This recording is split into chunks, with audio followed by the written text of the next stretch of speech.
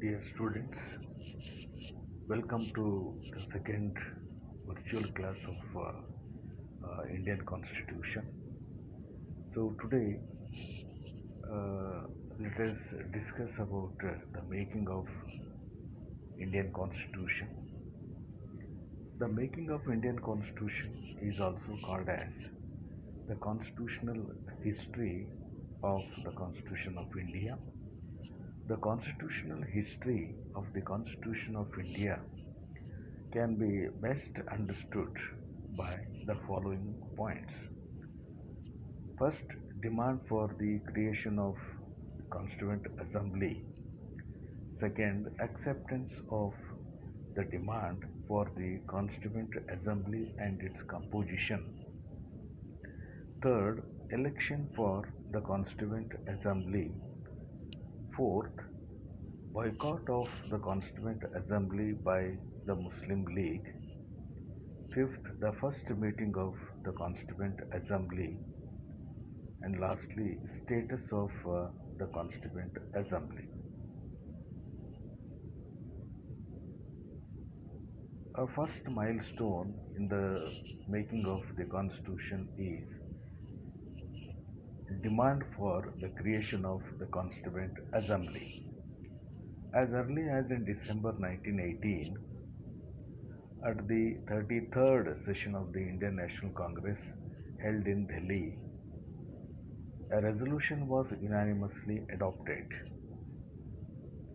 It demanded that the principles of self determination should be applied to India.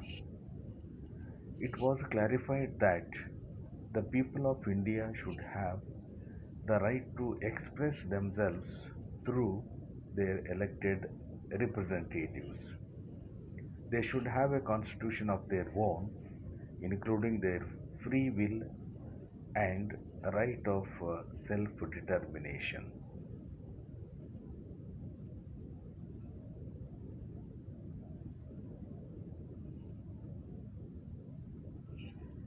Then, second milestone, acceptance of the demand for the Constituent Assembly and its composition. After the end of Second World War, 1945, in Europe, general elections were held in Britain. Churchill government was defeated and the Labour Party under the prime ministership of Clement Attlee came to power. His government decided that India must be given independence. Thus, in March 1946, the British government decided to send a team of three ministers to find a final solution of Pakistan's demand by the Muslim League and Congress's determination to keep India united.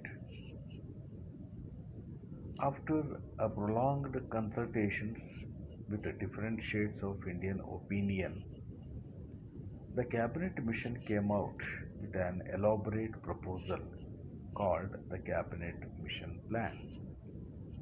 It clearly accepted the setting up of a constituent assembly for a free India for making a constitution for India. The Cabinet Mission Plan declared that a constituent assembly shall be established for preparing the Constitution of India.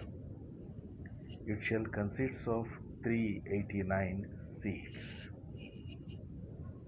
Out of these, 292 seats were allotted to British Indian provinces, 4 seats to the Chief Commissioner's provinces, and 93 seats to the Indian states. Out of 292 seats given to British Indian provinces, 210 seats were declared to be general electorate seats, 78 seats as Muslim electorate seats, and 4 seats were allotted to the Sikhs. The acceptance of the cabinet mission proposals by all the major Indian political parties paved the way for constituting a constituent assembly empowered to make a constitution for India. So this is the symbol of the Constituent Assembly of India, which is downloaded from the net, and these are the uh, pictures where we can see the leaders of India and others discussing uh, for the framing of the Constitution. In the first picture, we can see that the first Constituent Assembly meeting, which was held in the present Parliament Bhavan. In the second picture, we can see the leaders of Indian National Congress, and this is the picture of a women team who helped to draft our constitution. Then the second one, the speech by Dr. B.R. Ambedkar, who was given the responsibility to draft the constitution for independent India. Then here is a group photo of the members of the Constituent Assembly,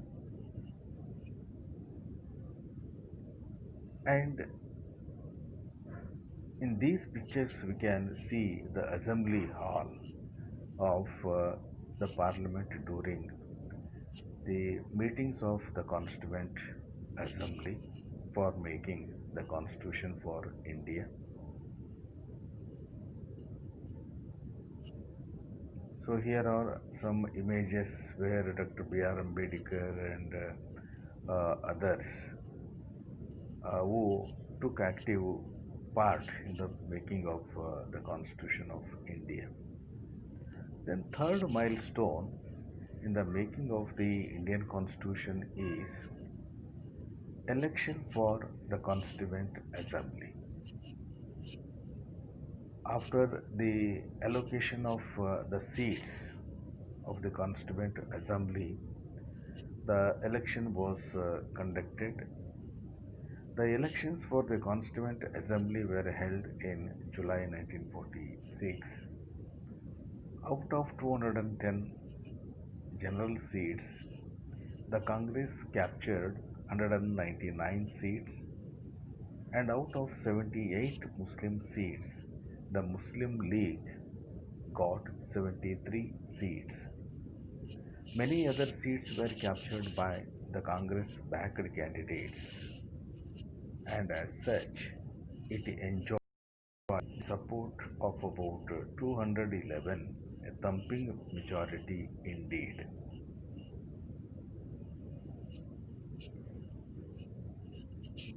A fourth milestone in the making of the Constitution is a boycott of Constituent Assembly by the Muslim League. The election results of the Constituent Assembly, particularly the big majority secured by the Congress, unnerved the Muslim League. It passed two resolutions. By the first, it withdrew support from the cabinet mission plan and boycott, and by the second, it resolved to resort to direct action for achieving Pakistan. It decided to boycott the Constituent Assembly, and it celebrated 16th of August 1946 as the Direct Action Day. Then, fifth stage of making the Constitution is the first meeting of the Constituent Assembly. The Constituent Assembly held its first meeting on 9th December 1946 under the temporary chairmanship of Dr. Sachidananda Sinha. Because of Muslim League's decision to boycott the Constituent Assembly, only 211 members attended the first meeting. On 11th December, it elected Dr. Rajendra Prasad as its permanent president. Shri V.T. Krishnamachari and Shri H.C. Mukherjee was elected as two vice presidents. Sixth is status of the Constituent Assembly. First one, position before independence of India. Position of the Constituent Assembly before independence. At the time of its establishment, the Constituent Assembly was not a sovereign body. It stood organized on the basis of Cabinet Mission Plan. Its powers were derived from the sovereign authority of British Parliament. Thereafter, it started acting as a sovereign constitution making body. Then, position of the Constituent Assembly after 15th August 1947. On 15th August 1947, when India became independent, the Constituent Assembly became a fully sovereign body and remained so till the inauguration of the Constitution of India.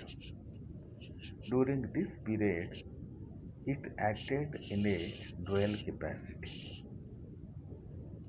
First one, as a Constituent Assembly engaged in making of the Indian Constitution, and second, as the legislature of India legislating for the whole of India.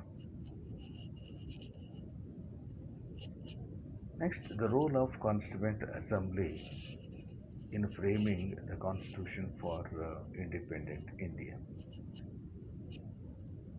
The major task before the Constituent Assembly was indeed the making of a constitution for India. The inaugural meeting of the Constituent Assembly was held on 9th December 1946.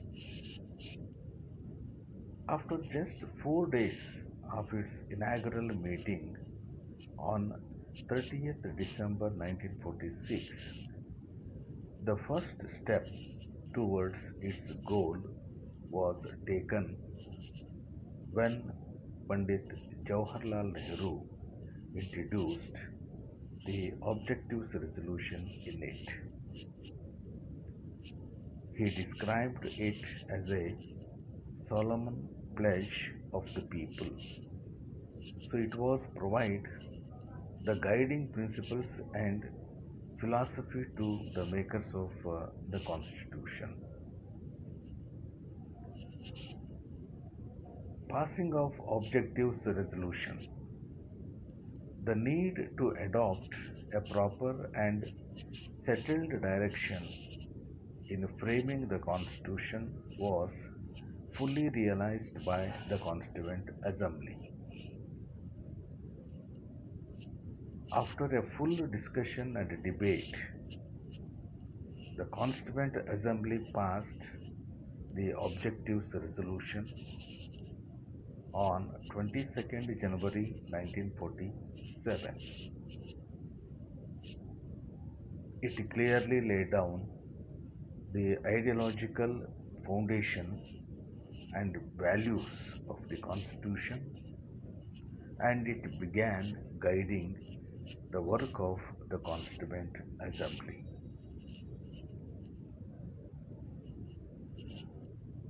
The Objectives Resolution passed and adopted by the Constituent Assembly reads as under. This Constituent Assembly declares its firm and solemn resolve to proclaim India as an independent sovereign republic and to draw up for the future governance a constitution. Second, wherein the territories that now enterprise British India, the territories that now form the Indian states, as well as such other territories as are willing to be constituted into the independent sovereign India, shall be a union of them all, and wherein all power and authority of the sovereign independent India, its constituent parts and organs of government be derived from the people, and wherein shall be guaranteed and secured to all the people of India justice, economic and political equality of status and of opportunity before the law, freedom of thought, expression, belief, faith, worship, vocation, association, and action subject to law and public morality, and wherein adequate safeguards shall be provided for minorities, backward and tribal areas, and depressed and other backward classes, and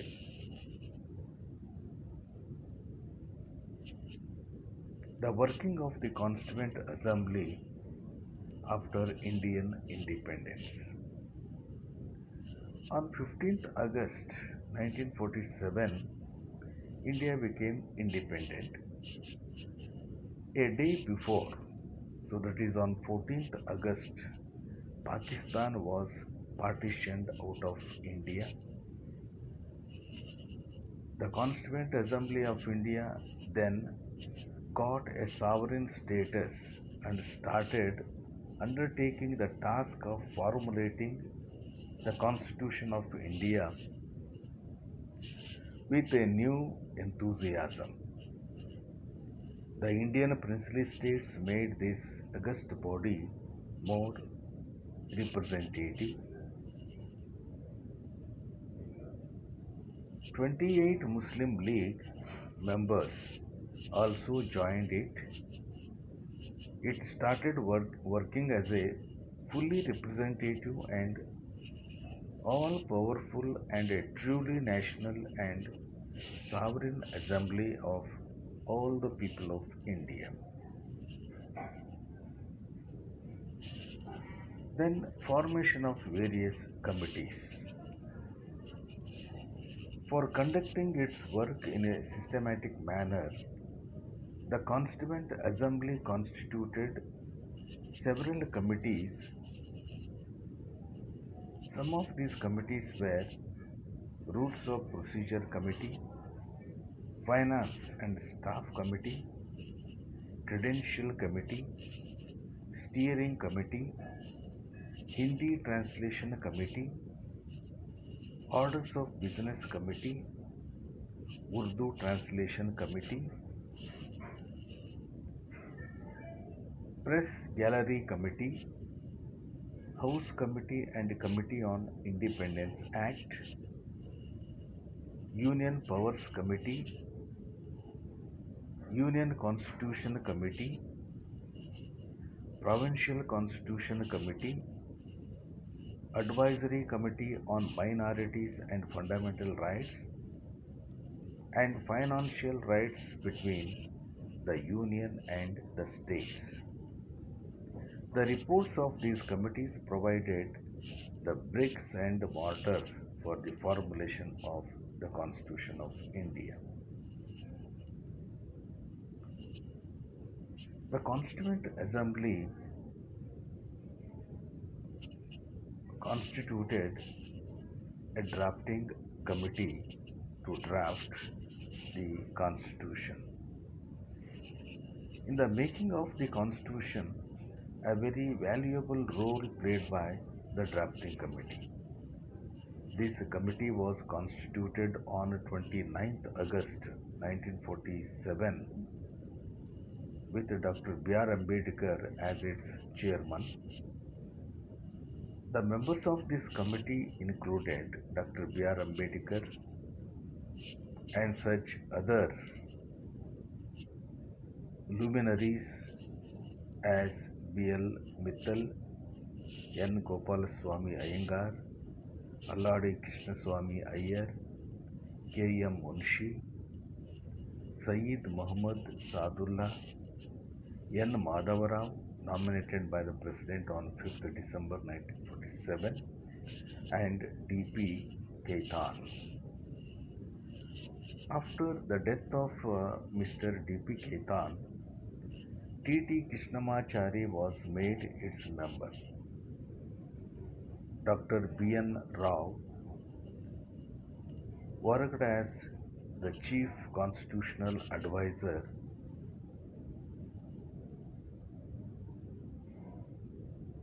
to this committee. Drafting and adoption of the Constitution. The drafting committee submitted its report to the Constituent Assembly on 21st February 1948,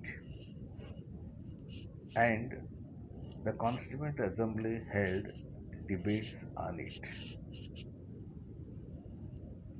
On the basis of these discussions, a new draft was prepared by the drafting committee and submitted to the Constituent Assembly on 4th November 1948. The first debate on this draft was held from 4th to 9th of November 1948. From 14th to 26th November 1949, the final debate was held on the draft. On 26th November 1949, the Constitution was finally adopted and enacted when the Constitution was signed by the President of Constituent Assembly.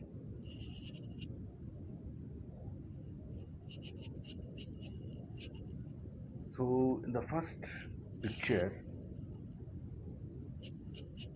where Rajaji declaring India as a republic on 26th January 1950, a historic day in the constitutional history of India. In the right side, we can see Dr. B.R. Ambedkar, who worked hard, worked day and night for the drafting of the Constitution for India. So you can see the list of the important members of the Constituent Assembly who are called as the principal makers of the Constitution of India. Dr. B.R. Ambedkar, the architect of the Indian Constitution.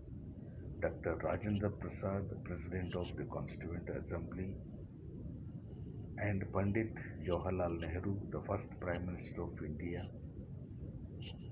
Sardar Vallabhbhai Patel, and others.